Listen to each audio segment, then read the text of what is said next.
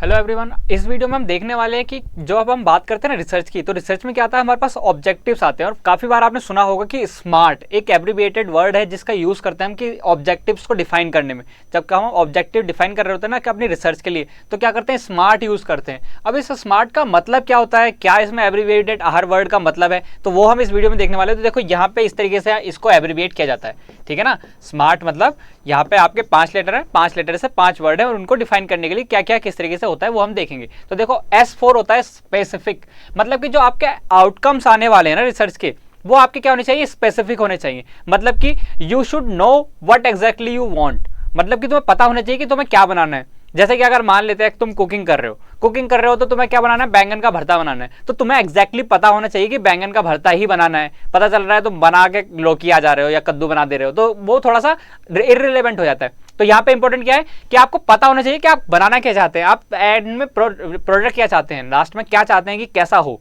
ठीक है ना। तो ये आपका क्या हो जाता है, स्पेसिफिक कीवर्ड हो जाता है। वहीं पे अगर बात करें मेजरेबल, आपके पास ये पता होना चाहिए, चलो मान लेते हैं आप जैसे बैंगन का भरता बनाने जा रहे थे, तो बैंगन का भरता बनाना है, बट किसी को हो सकता है बैंगन पसंद ना हो, वीडियो ना छोड़ गया है, वीडियो देखे, ठीक है ना। अगर बात करें कि बैंगन का भरता बनाना है, कोई भी आप सब्जी ले लो, चलो पालक ले लो, पालक भी छोड़ो, पनीर ले लो, पनीर बनाना है। पनीर बनाना है तो आपको ये पता होना चाहिए कि लास्ट में वो उसको मेजर कैसे किया जाए। जब आप पनीर बना लोगे तो आपको कैसे पता चलेगा कि हाँ वो पनीर बन चुका है और वो सही बना है ना। इंपॉर्टेंट है ना कि आपने बना तो दिया, बनाने को तो वही है ना कि कुछ भी बना दो। बनाने को तो ये है कि गैस पे रख कर पानी और पनीर डाल दो और वो बन जाएगा। क्या होगा, जल जाएगा, ज़्यादातर क्या होगा, कुछ ना कुछ तो बनेगा ना।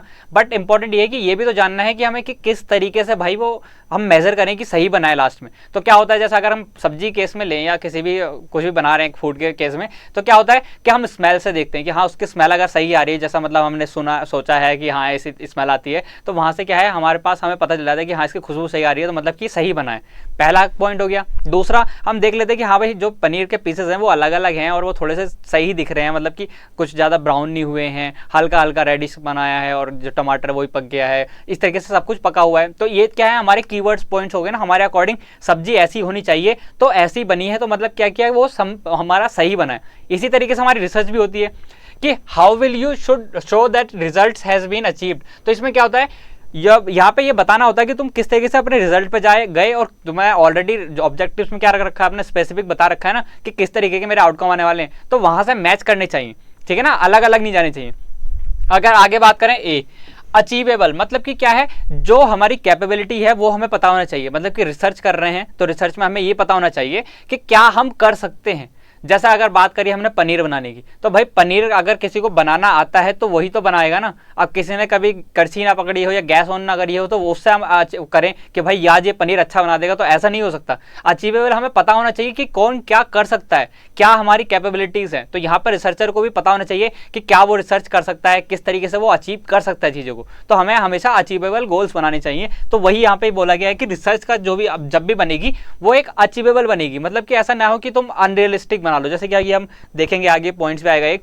तो अगर अगला पॉइंट बताएं तो क्या है, रेलिवेंट, मतलब कि यार जो रिसर्च कर रहे हैं ना वो थोड़ा सा जनरलाइजेशन के भी हो सके। मतलब कि ऐसा है कि रेलिवेंट करनी चाहिए। अब ऐसा है कि तुम मतलब बिल्कुल कंटेक्स्ट से नहीं हट सकते, है ना। कुछ रिसर्च कर रहे हो तो उसका रेलिवेंट भी होना चाहिए। कुछ मतलब ऐसा हो कि वो या तो करंट से रिलेट कर रही हो, या फिर जो टॉपिक आप पढ़ रहे हो उससे रिलेट कर रही है। जैसे कि अगर मान लेते हैं कि अगर आप एआई पे रिसर्च कर रहे हैं, अगर आर्टिफिशियल इंटेलिजेंस पे रिसर्च कर रहे हैं, तो वो आर्टिफिशियल इंटेलिजेंस से मैच भी करनी चाहिए।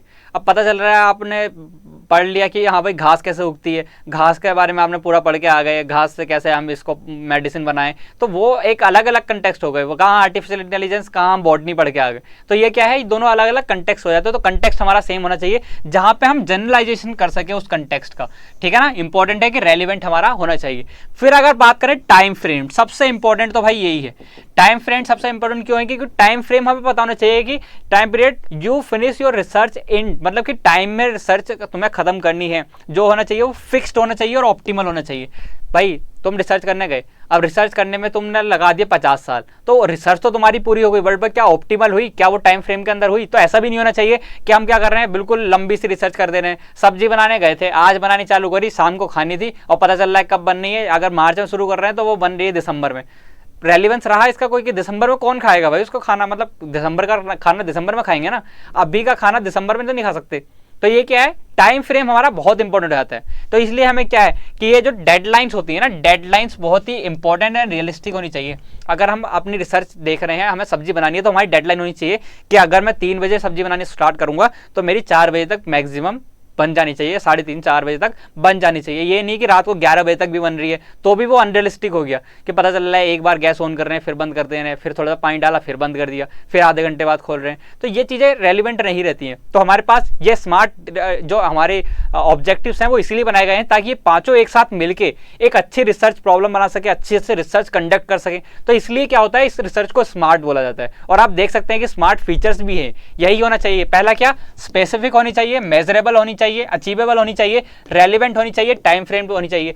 ऑलरेडी मैंने जैसे डिस्कस किया है कि ये सभी क्या है, PYQ है, ये सारी स्टेटमेंट्स पूछी गई हैं आपसे, ठीक है ना। तो ये आपके लिए इंपॉर्टेंट हो जाता है कि आप इनको पढ़ें, समझें। बाकी अगर आपको कोई वीडियो और जल्दी चाहिए या और ज़्यादा टॉपिक्स कोई आपको लगता है कि मुझे एक्सप्लेन करना है, तो आप प्लीज़ कमेंट बॉक्स में लिखिए। बाकी इसको लाइक कीजिए, शेयर कीजिए, सब्सक्राइब कीजिए आप चैनल को, और बने रहिए हमारे साथ। बाकी आप अपनी तैयारी करते रहिए। Good wishes, thank you.